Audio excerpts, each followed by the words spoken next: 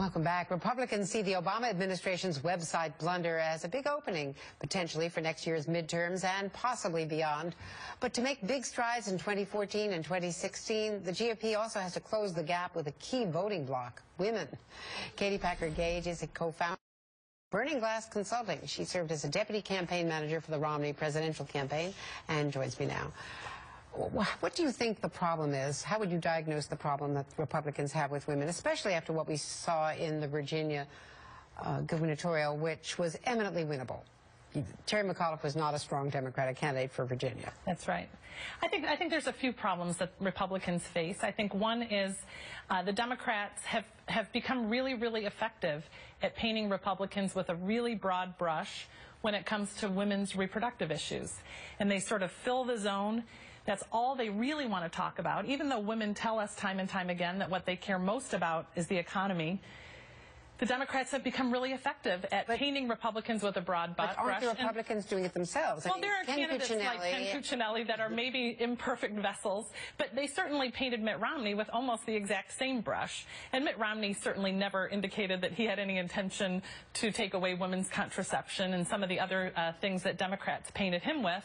But I also think we have to become more effective at doing our job, which is communicating to women where Republicans can do better for them on issues like the economy. And I think, women are learning this week that if they'd maybe made a different choice last November, that, they might not be facing some of the challenges with health care that they're facing today.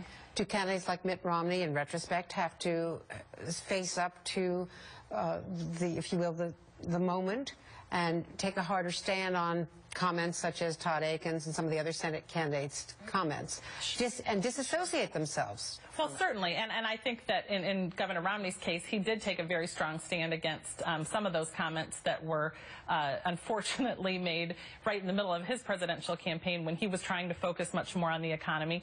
And I think that's something that Republicans have to be sensitive to, that tone is very important, that the way that we talk about even issues are really important, that you can be pro-life. Governor Bob McDonnell, who ran just before Ken Cuccinelli, was very strongly pro-life. Governor Christie is pro-life. But you can't allow the Democrats to define what that means and define how that means you feel about women and whether or not you care about women. And I just think that women are smarter than the Democrats give them credit for, and they do care about more than just reproductive issues. At the same time, though, you had Governor Corbett in Pennsylvania and Governor McDonnell getting involved with the ultrasound controversy, and Cuccinelli as well. I mean, when people are talking about that kind of invasive procedure, it's hard to to advertise or change women's minds. They feel that this is invasive and that this is an invasion of privacy. And I feel it is too. I feel as a woman, as a pro-life woman, that that's not really the role of government. That's not really the role of, state legislatures, and, sort of cringe when I hear folks from our own party doing that. And that's where I think a team like ours, made up of young women that's very representative of this target audience, can stand up and say, listen, guys, this isn't a place we want to go. What about what Liz Cheney did and has done in the Wyoming race, which is to separate herself from her own sister and sister-in-law and the children of that marriage by saying now that she's against gay unions, when her parents certainly always supported that and she was always very close to her sibling? How does that resonate with a new generation of voters? Well, I think we'll see, whether or not that resonates. I think, I hesitate to engage too much in a family issue. I think that this, having a sister, she and I sometimes disagree on things, and I wouldn't necessarily want them to be splashed all over the national media.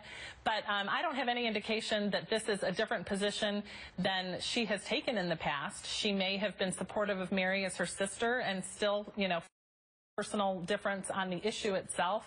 And, I think people have a right to believe what they believe and stand up for that, but I think that, we'll see how this plays out in the coming weeks and months. Is it wise to get into these social issues when you have said you think that Republican candidates ought to focus on the economy? I would like to see our candidates focus more on the economy. I think, as I mentioned, women have articulated that that's what they really care most about, and I think we have to be smarter about how we communicate those messages to them, or they're not going to hear us. Thank you very much. Thanks for joining us today. And George Zimmerman. Yes, George Zimmerman.